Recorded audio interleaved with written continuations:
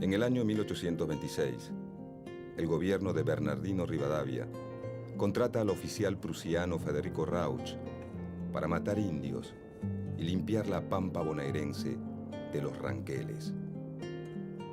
Rauch, convencido de su misión, se adelanta a sus tropas blandiendo la espada. Hoy, 18 de enero de 1826, para ahorrar balas, degollamos a 27 ranqueles.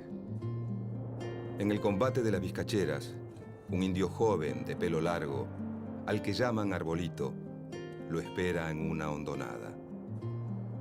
El militar europeo va solo, adelantado y a toda velocidad, cuando su corcel es boleado. Federico Rauch, el hombre responsable de exterminar indios ranqueles a lo largo de 2 años, cae. Arbolito, que busca vengar a tantos, le corta la cabeza.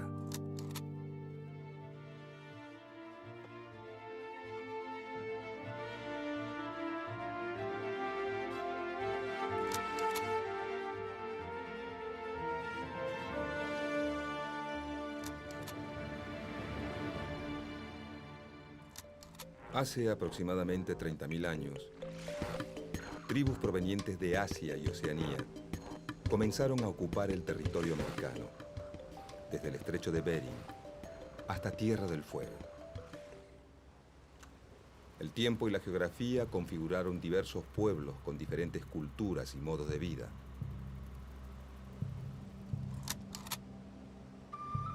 Los huichis, los araucanos, los pampas, los tehuelches, subsistieron gracias a la caza, la pesca y la recolección de frutos. Otros, como los incas, llegaron a construir ciudades imponentes y lograron afianzar un extenso imperio que abarcaba los actuales territorios de Perú, Bolivia y el norte de Argentina y Chile. Se calcula que la población total, hasta la llegada de los españoles en el siglo XV, era de 2 millones de habitantes originarios.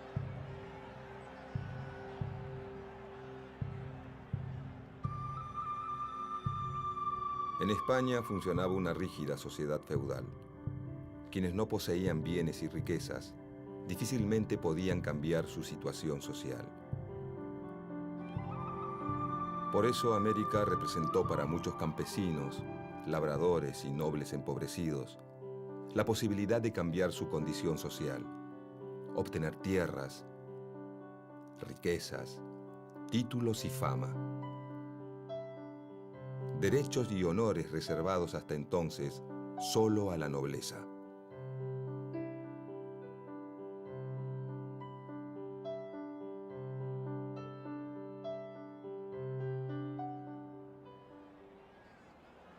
Desde la llegada de don Pedro de Mendoza al Río de la Plata, la política adoptada fue la de las hostilidades con los habitantes originarios, la apropiación de sus tierras y su posterior dominación por medio de la fuerza y la religión.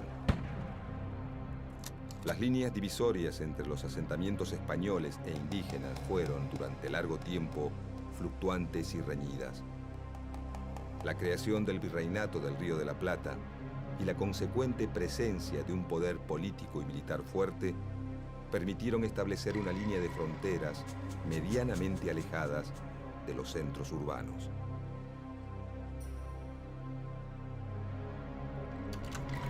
De esta manera, los territorios que quedaron fuera de esta línea pasaron a formar parte del denominado desierto, con la intención de evocar un lugar despoblado aún cuando esos territorios continuaban habitados por las comunidades aborígenes.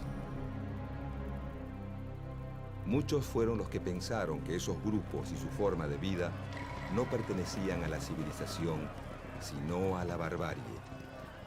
El indio era el bárbaro, el salvaje al que había que domesticar o exterminar. La Revolución de Mayo trajo aparejada una política conciliatoria e integradora. En octubre de 1810, el secretario de Guerra y Gobierno, Mariano Moreno, encomendó al coronel Pedro Andrés García una expedición pacífica, diplomática y comercial hacia las Pampas. García elevó un informe a la Junta en el que decía que el indio, a pesar de su barbarie, podía ser reducido y asimilado a la civilización. Además, propuso fortificar una frontera desde el río Colorado, al sur de Mendoza, para establecerse en Salinas Grandes, Guaminí y Sierras de la Ventana. Cuando el coronel Feliciano Chiclana visitó a los Ranqueles en Leubucó en 1819, pactó con ellos una alianza contra los españoles. En Buenos Aires, El Saladero, industria dedicada a la elaboración de tasajo, carne seca conservada en sal, creció notablemente y dio origen al grupo de los saladeristas rioplatenses, que ejerció enorme influencia en la dirección política del naciente país. Para ello, era necesario, además del ganado, contar con la sal traída de Salinas Grandes o de la costa patagónica, todos territorios pertenecientes a distintas tribus. Así, las estancias cercanas a la ciudad avanzaron sobre territorio indígena y ocuparon los campos donde estos se abastecían de ganado salvaje.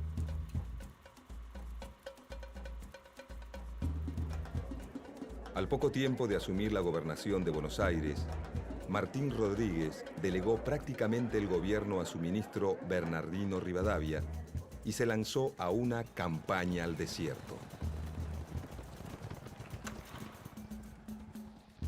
La experiencia de todo lo hecho nos enseña el modo de manejarse con estos hombres. Ella nos guía al convencimiento de que la guerra con ellos debe llevarse al exterminio. En la guerra se presenta el único remedio bajo el principio de desechar toda la idea de urbanidad y considerarlos como enemigos que es preciso destruir y exterminar.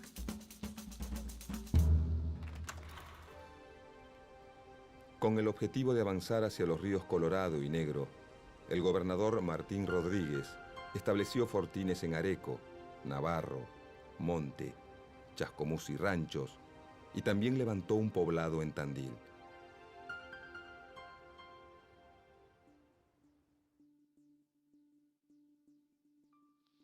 Fue errado y muy dañoso el sistema de conquistar a los indios salvajes a la bayoneta y de hacerlos entrar en las privaciones de la sociedad sin haberles formado necesidades e inspirándoles el gusto de nuestras comodidades. El ascenso de Rivadavia a la presidencia en 1826 significó para los Pampas la pérdida de una enorme cantidad de territorio.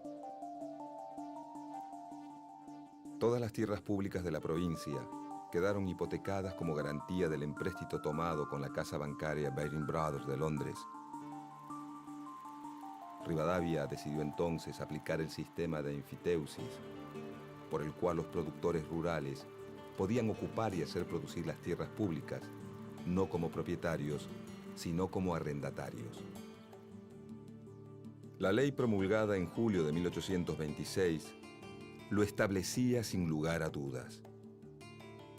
Quedan especialmente hipotecados al pago del capital e intereses de la deuda nacional las tierras y demás bienes inmuebles de propiedad pública, cuya enajenación se prohíbe en toda la nación.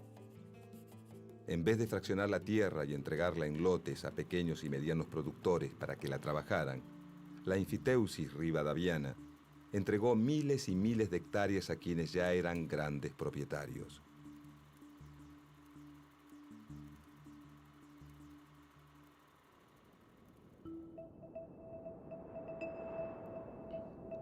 Como la ley no establecía límites, ni exigía la introducción de ganado, ni la población de los campos, permitía el subarriendo y la transmisión de derechos, prestándose para todo tipo de especulaciones con la tierra pública. 8.600.000 hectáreas pasaron a manos de 538 propietarios privados.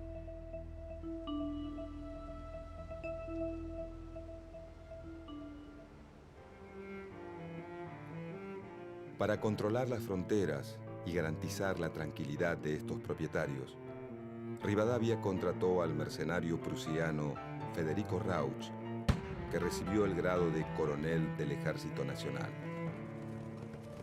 Su estrategia consistía en atacar por sorpresa y asesinar indiscriminadamente a hombres, mujeres y niños. Hoy, 18 de enero de 1826, para ahorrar balas, degollamos a 27 ranqueles.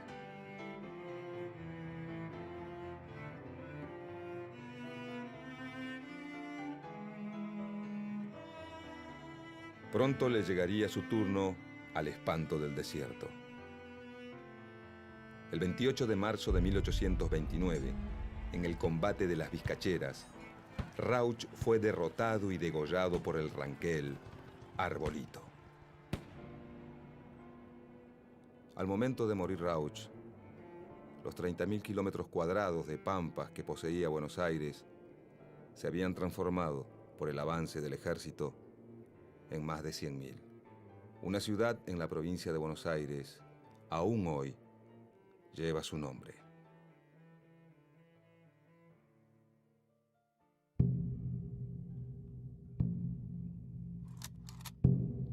Hacendados, vosotros sabéis que la campaña y la frontera se encuentran hoy enteramente libres de los indios enemigos que, aterrados por los repetidos golpes de muerte que han sufrido en sus mismos hogares y tolderías, se han refugiado al otro lado del río Negro de Patagones y a las faldas de las cordilleras de los Andes.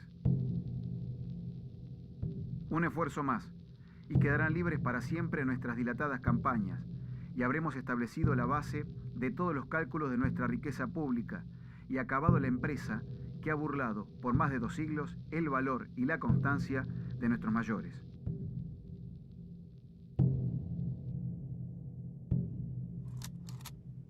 Entre 1833 y 1834, Rosas emprendió su campaña al desierto, financiada tanto por la provincia como por los estancieros bonaerenses. La expedición contó con el apoyo de los gobiernos de San Luis, Córdoba, San Juan y Mendoza. Se le encargó a Facundo Quiroga comandar una ofensiva conjunta contra el indio. Organizados en 3 divisiones, la última dirigida por el mismo Rosas, penetraron en territorio indígena, llegando a los ríos Colorado y Negro y ocupando Choele Choel. Durante la campaña, Rosas combinó la conciliación con el sometimiento.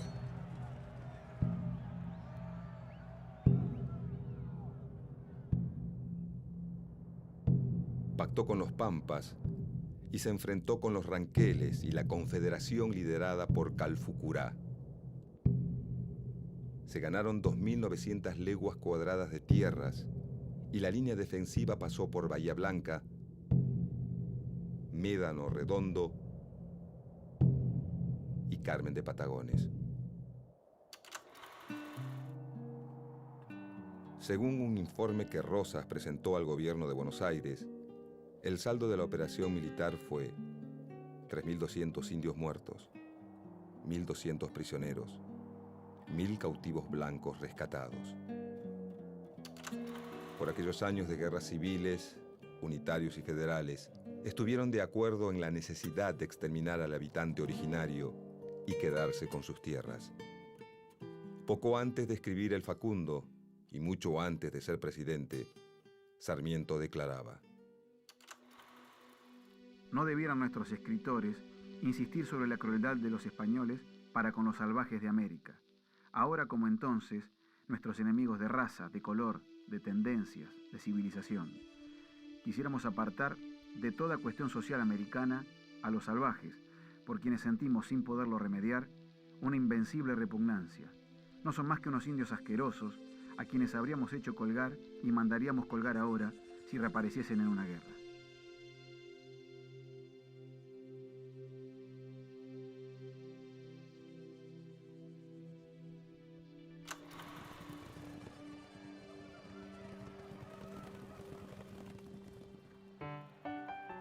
Durante la última mitad del siglo XIX, Argentina se insertó en el mercado internacional como productora y exportadora de productos primarios. Inglaterra, la principal compradora de estos productos, necesitaba materia prima para su industria textil y realizaba los primeros intentos de enfriado de carnes que en poco tiempo darían paso al frigorífico. Esto despertó gran interés por la Patagonia, considerada una fuente proveedora de lana y carne ovina, productos de exportación, generadores de divisas. De esta manera, se hizo necesaria la expansión de la frontera para, como decía un funcionario de la época, reemplazar a los indios por ovejas. Se comenzó a pensar en poblar la región para asegurar la soberanía argentina en esas tierras y abrir una vía de comunicación hacia el Océano Pacífico para obstruir las ambiciones chilenas sobre el Estrecho de Magallanes.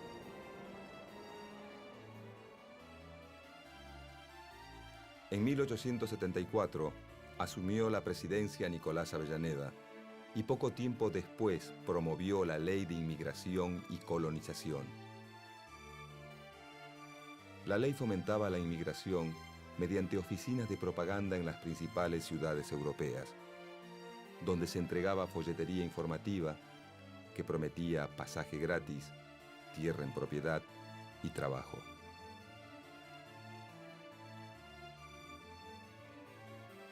Pero al llegar la oleada inmigratoria, la mayoría de las tierras estaban repartidas entre los grandes terratenientes. La nacionalización del territorio resultaba imprescindible. El gobierno le encargó al ministro de Guerra, Adolfo Alsina, un plan para terminar definitivamente con el problema del indio y del desierto y correr nuevamente la línea de frontera. Este emprendimiento intentó alcanzar el Río Negro y lograr la paz con las comunidades indígenas. La falta de planificación y la incapacidad del gobierno de elaborar tratados que respetaran mínimamente los intereses indígenas llevaron a varios caciques a organizar una gran invasión.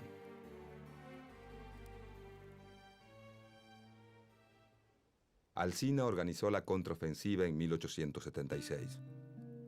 Como resultado de la campaña se construyeron pueblos como Carué, Guaminí, Puán, Trenquelauquen, Italó, y una zanja de 374 kilómetros, de unos 3 metros de ancho y 2 de profundidad, entre Carué y Laguna del Monte, conocida como la Zanja de Alsina, que tenía como fin evitar el robo de animales.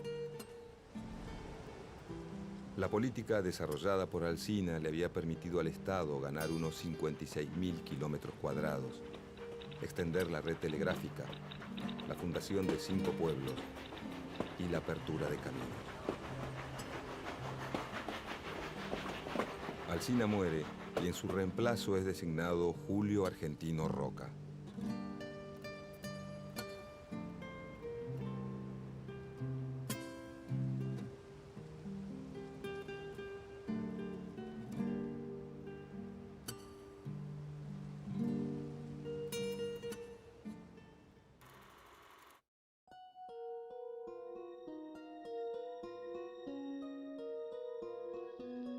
Sellaremos con sangre y fundiremos con el sable, de una vez y para siempre, esta nacionalidad argentina que tiene que formarse como las pirámides de Egipto y el poder de los imperios, a costa de sangre y el sudor de muchas generaciones. En 1878, el Congreso Nacional sancionó una ley por la que se destinaba 1.600.000 pesos para el traslado de la frontera a los ríos Negro y Neuquén. La suma millonaria se obtendría a través del producido de las tierras públicas nacionales que se conquistaran.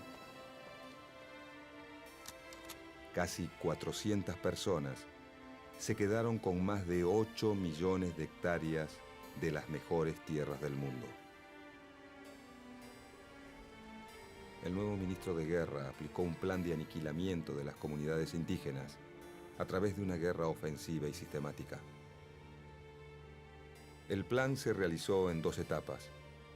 Una ofensiva general sobre el territorio comprendido entre el sur de la provincia de Buenos Aires y el Río Negro, y una marcha coordinada de varias divisiones para confluir en las cercanías de la actual ciudad de San Carlos de Bariloche. Julio Argentino Roca modernizó las tropas e incrementó la construcción de líneas telegráficas. Los batallones comenzaron a utilizar nuevos armamentos, como los fusiles Remington, con un alcance de 1000 metros y la ventaja de disparo sin humo de pólvora que les permitía pasar inadvertidos.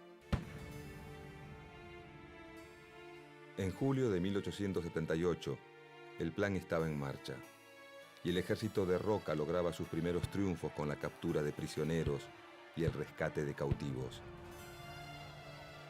Cuando finalmente Roca emprendió su campaña, el indio estaba ya muy lejos de ser un enemigo formidable.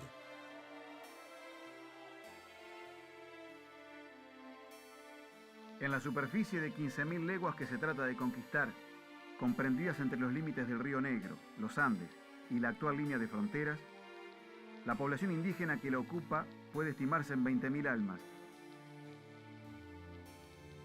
Tenemos 6.000 soldados armados con los últimos inventos modernos de la guerra para oponerlos a 2.000 indios que no tienen otra defensa que la dispersión ni otras armas que la lanza primitiva.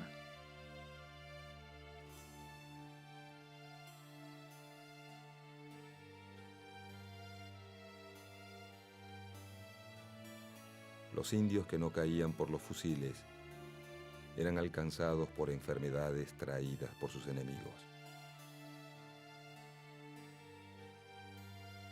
Cuando la financiación estuvo aprobada y el negocio armado, Roca preparó sus fuerzas para la ofensiva final. La expedición partió entre marzo y abril de 1879. Los 6.000 soldados fueron distribuidos en 4 divisiones que partieron de distintos puntos para rastrillar la pampa.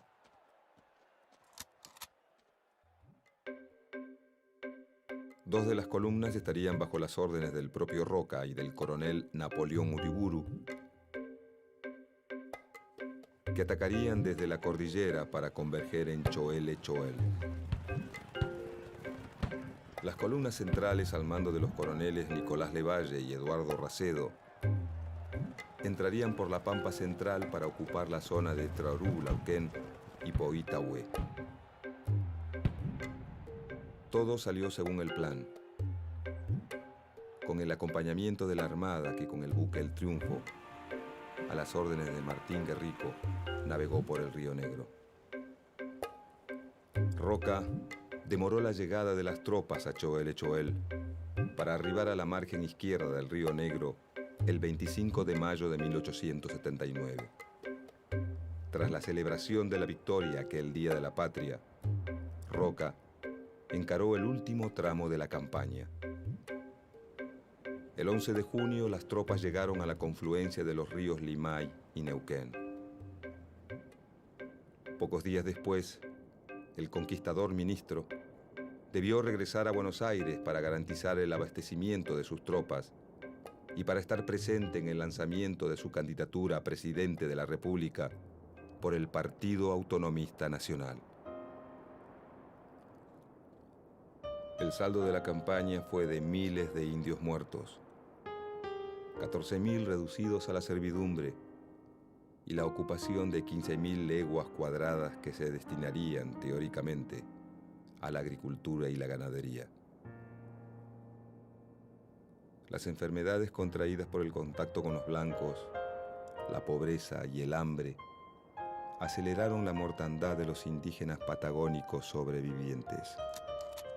Los vencidos debieron caminar encadenados 1.400 kilómetros hacia los puertos de Bahía Blanca y Carmen de Patagones. De allí partieron en una larga y penosa travesía hacia el puerto de Buenos Aires, desde donde fueron trasladados a la isla Martín García. En la isla fueron embarcados nuevamente y depositados en el Hotel de Inmigrantes, donde la clase dirigente de la época se dispuso a repartirse el botín. Cuenta el diario El Nacional del 31 de diciembre de 1878. Los miércoles y los viernes se efectuará la entrega de indios y chinas a las familias de esta ciudad por medio de la Sociedad de Beneficencia. La desesperación y el llanto no cesan. Se les quita a las madres sus hijos para en su presencia regalarlos, a pesar de los gritos, los alaridos y las súplicas que hincadas y con los brazos al cielo dirigen las mujeres indias.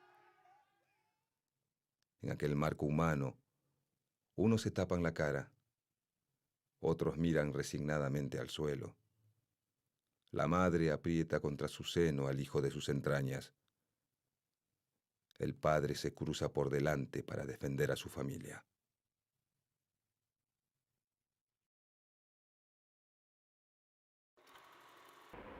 De todo me acuso, Padre, pero juro ante Dios que no tengo una sola muerte inútil sobre la conciencia.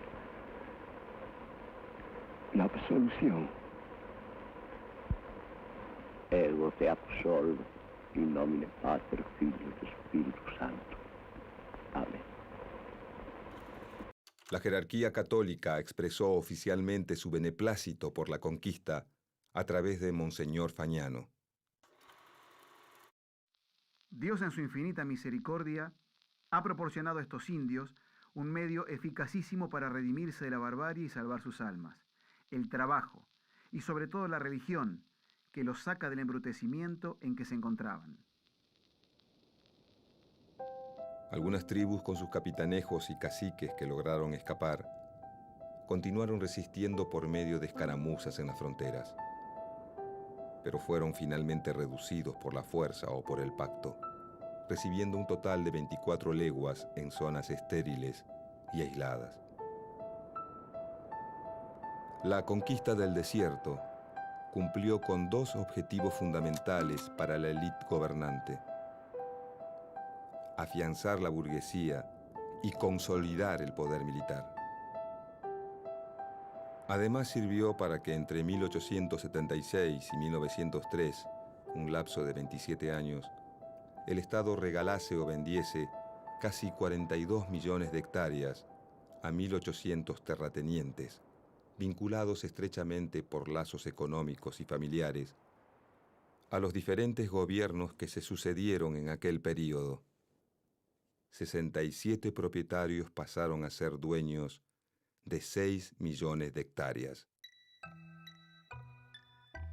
Entre ellos se destacaron 24 familias patricias, que recibieron parcelas que oscilaban entre las 200.000 hectáreas de los Luro a las 2.500.000 obtenidas por los Martínez de Hoz. Para 1920, solamente 50 familias eran propietarias de más de 4 millones de hectáreas en la provincia de Buenos Aires. Estas tierras fiscales, que según marcaba la ley de inmigración, debían ser destinadas al establecimiento de colonos y pequeños propietarios llegados de Europa, fueron distribuidas entre una minoría de familias vinculadas al poder que pagaron por ellas sumas irrisorias.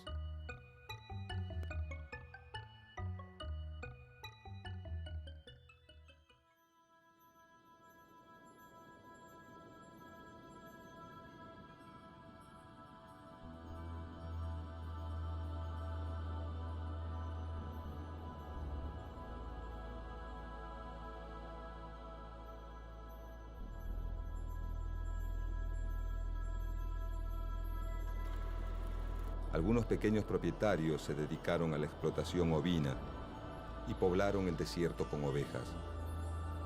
Otros dejaron centenares de miles de hectáreas sin explotar y sin poblar, especulando con la suba del precio de la tierra. Aún hoy, el territorio de la Patagonia tiene un porcentaje de medio habitante por kilómetro cuadrado.